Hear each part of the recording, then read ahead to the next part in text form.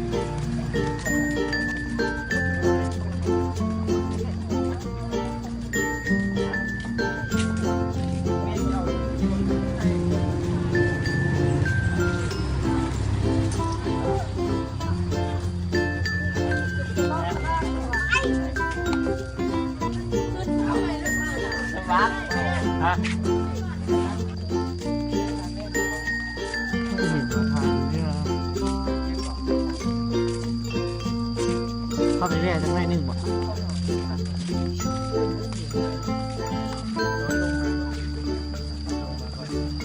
มาหอบเต้ ลงมาหอบแทน พี่กดลงมาก่อน ขึ้นไปถึงหน้าที่ถ่าย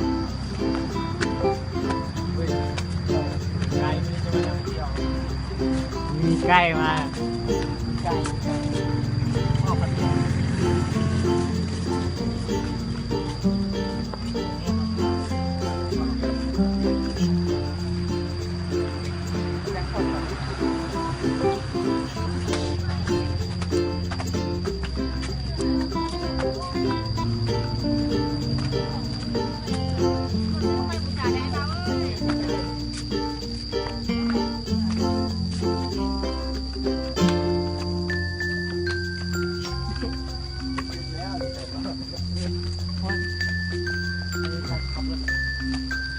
หมดแล้วค่อยถ่ายไป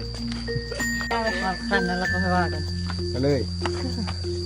กูหายใจคนยากเลย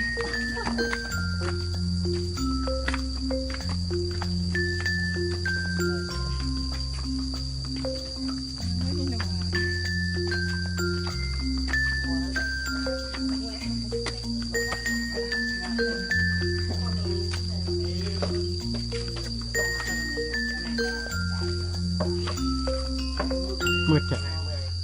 คือวัดกันพอกน่าตูปวดเมื่อยเลยมันต้องไปอีกหลายขั้นใช่ไหม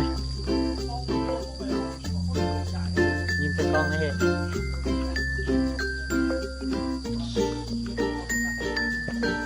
แต่หัวลืมนะ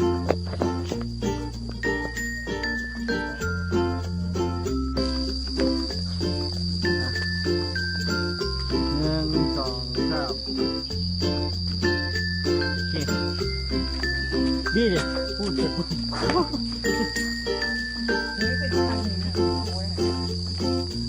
ยังมันหักพื้น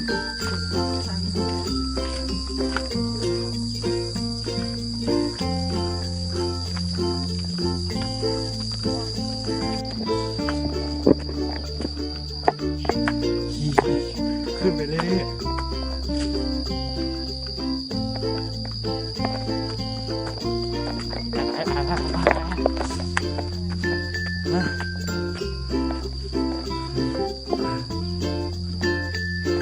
ไม่อยาก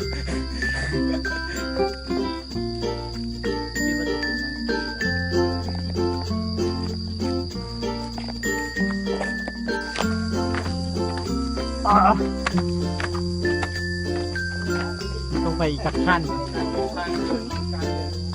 ไก การเรียนรู้ของเรา4 คน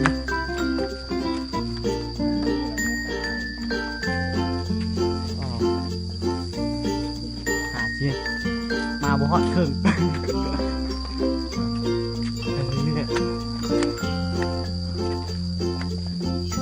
ใกล้ใกล้เมื่อยว่าใกล้ ไกลแล้วไกลแล้ว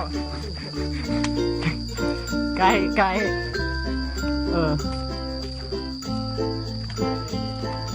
ขาด ป่า ด้านขาดไง แค่เอื้อม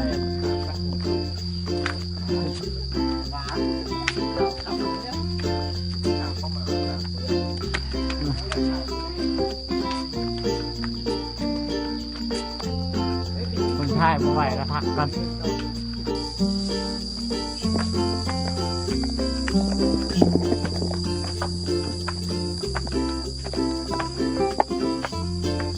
ขั้นสุดท้ายแล้วแม่นวะยังอีกไล่ตายแล้ว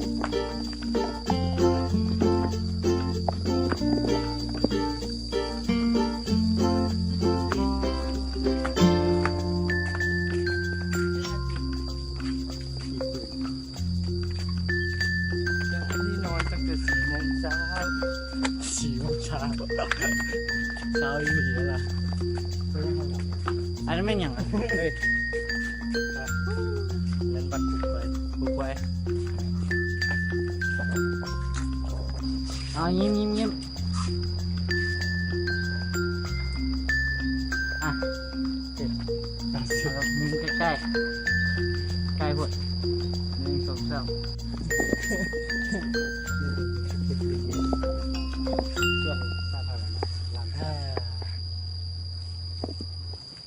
บีบกล้องบ่ได้ มันเสียบไว้ซื่อๆรอบีบบ่ได้มันใส่ได้จะซัมซุง แกว่ได้หมดอะไร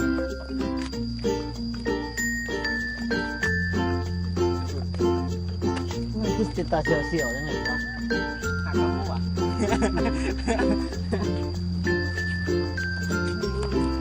หาไปทานเห็น ไม่ได้จาก บัตรขึ้นจะขึ้น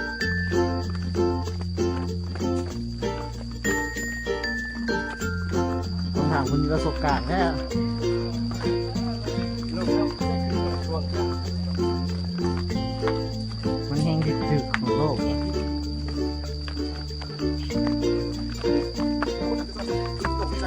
Bukan kan?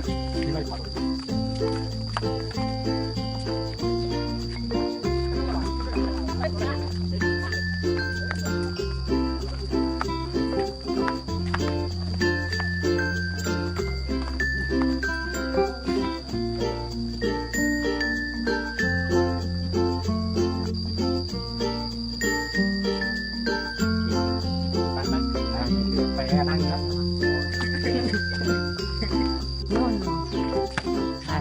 ย่างลงเดี๋ยวฮอดนะเดี๋ยวฮอดนะ วันนี้ฉันเดินเข้าป่า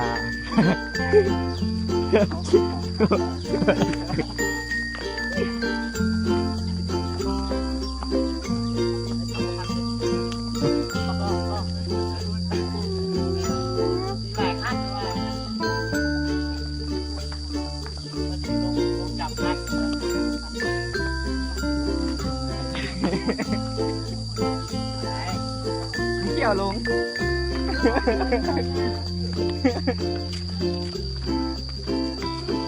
ยันทีหยุดจับขึ้นมาจับขึ้นมาเอามุมคักดีมันงามดีไว้ได้ถ่ายรูปวิดีโอ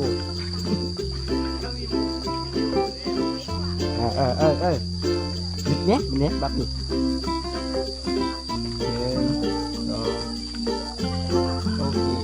โอเคสวยหล่อเลย1 2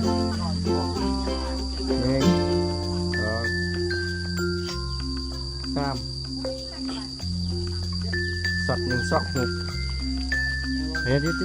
หลายท่าน เบิ่งไปพุ่นเอาบอกเบิ่งไปพุ่นอีกท้ายให้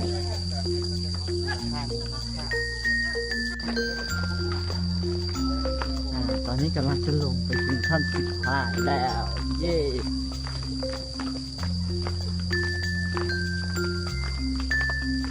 รู้สึกว่ามันไหลลงเว้ยปานทางมันมืดเลย